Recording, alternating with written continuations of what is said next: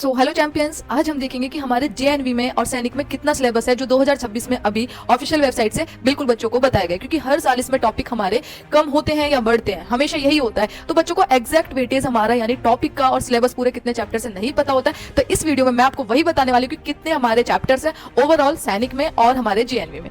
So hello everyone, this is Nikita Bhati. मैं आज आपको बताऊंगी कि हमारा एग्जैक्ट कितने चैप्टर्स और कितना उनका वेटेज होने वाला है, और इससे बाहर बिल्कुल कुछ नहीं आने वाला है। कोई क्वेश्चन, कोई सवाल आपको पेपर में इन टॉपिक और इन चैप्टर से बाहर नहीं दिखेगा।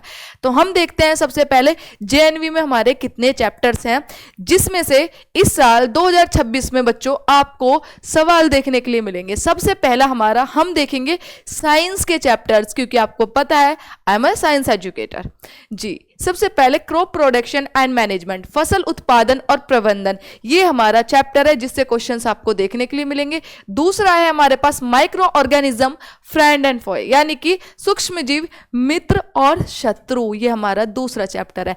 तीसरा है हमारा कोल और पेट्रोलियम, जो हमारे केमिस्ट्री का चैप्टर है, कोयला और पेट्रोलियम। इसका अच्छा खासा वेटेज है, इससे क्वेश्चंस बिल्कुल सवाल आपको ज्यादा देखने के लिए मिलते हैं। फिर आता है कंबशन एंड फ्लेम, धैन और ज्वाला, ये भी हमारे केमिस्ट्री का ही चैप्टर है और कंबशन से भी बच्चों सवाल बहुत ज्यादा पूछे जाते हैं। अब आती है बात हमारे conservation of plants and animal, ये भी हमारा साइंस का ही चैप्टर है, पादप और जंतुओं का संरक्षण। फिर आता है हमारे पास 6 which is reproduction in animals, जंतुओं में प्रजनन, इससे भी क्वेश्चंस पूछे जाते हैं, जो हमारे बायोलॉजी का चैप्टर है। Reaching the age of adult, यानी कि किशोरावस्था तक पहुंचना, ये भी हमारे किसका है, ये है हमारे बायोलॉजी का।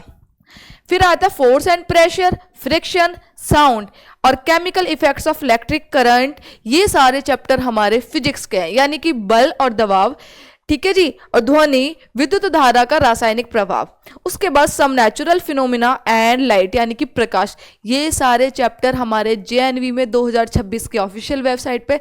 तो बच्चों सारे सवाल इनके अंदर से आएंगे, इनसे बाहर आपसे कुछ नहीं पूछा जाएगा। तो आपको बिल्कुल ये नहीं सोचना है कि हम इनसे बाहर वाले चैप्टर कर ले, पहले आपको एग्जैक्ट हमारे चैप्टर्स पता होने चाहिए, फिर आप बिल्कुल अपना सिलेबस लेके बैठिए। अब बात करते हैं हम सैनिक की, कि सैनिक में हमारे ओवरऑल साइंस में कितने चैप्टर है और उनका क्या वेटेज है। सबसे पहले हमारे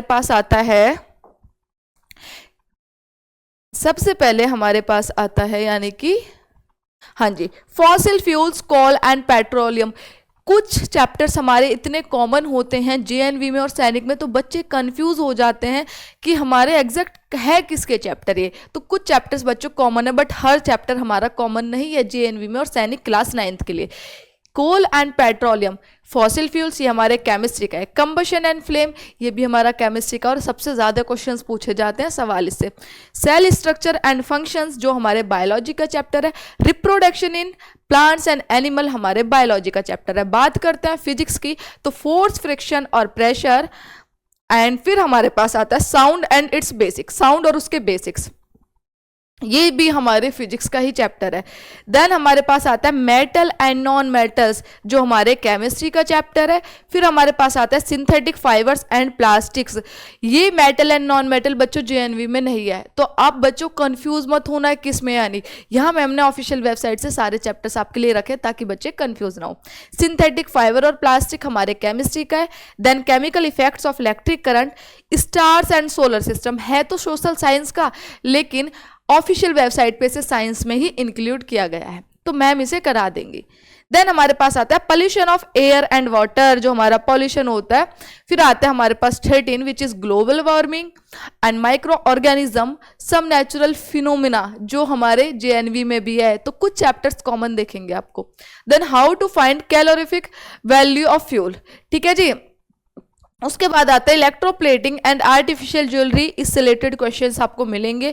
relation between types of friction, ये फ्रिक्शन के अंदर का टॉपिक है, तो आपको कंफ्यूज नहीं होना है कि मैम ये चैप्टर तो अलग नहीं है, बेटा ये सिर्फ उसके अंदर का टॉपिक है, तो इससे ही क्वेश्चंस आते हैं हमारे फ्रिक्शन में।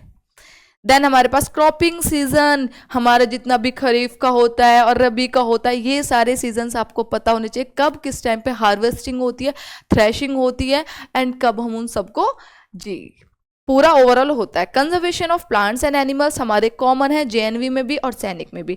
Biosphere reserves, national park and sanctuaries है तो आपका ये एसएसटी का चैप्टर, बट इसको ऑफिशियल वेबसाइट पे साइंस में इंक्लूड किया गया है। फिर आता है रीचिंग द एज ऑफ, जो भी हमने देखा था जेएनवी में और इसमें कॉमन है। फिर आता है चेंजेस ड्यूरिंग प्यूबर्टी, यानी कि प्यूबर्टी के टाइम पे जब कोई इंसान चाइल्डहुड से एडल्ट में जाता है, एज उसकी बदलती है, यानी कि बड़े होते हैं, इंक्रीज होते हैं, तो उसमें क्या क्या चेंजेस आते हैं। एंडोक्राइन ग्लैंड्स और हार्मोन, हमारी बॉडी के अंदर कुछ ऐसी ग्लैंड्स है और बेटा जो हार्मोन्स होते हैं जिससे हमारी बॉडी कहीं ना कहीं बहुत फंक्शंस करती है। ओवरऑल सारी चीज़ें उसी के ऊपर डिपेंड होती है, वो भी उससे भी रिलेटेड क्वेश्चंस आपके पेपर में पूछे जाते हैं। तो ये 25 ओवरऑल थे, इसमें सारे चैप्टर नहीं है, इसमें कुछ टॉपिक के भी मैंने नाम लिखे क्योंकि वो इतने स्पेशल टॉपिक है, उनसे क्वेश्चंस हमेशा पूछे जाते हैं। तो ये हमारा ओवरऑल सिलेबस है जेएनवी का, और किसका बच्चों, ये हमारे सैनिक का, क्लास 9th का साइंस का सिलेबस। ये हमारा पूरा वेटेज था। So thank you so much. आज आपको एग्जैक्ट वेटेज हमारे 2026 9th सैनिक और जेएनवी का पता चल चुका है। तो मिलते हैं नेक्स्ट वीडियो में। कैसी लगी आपको ये इन्फॉर्मेटिव वीडियो ज़रूर बताइएगा। Thank you so much.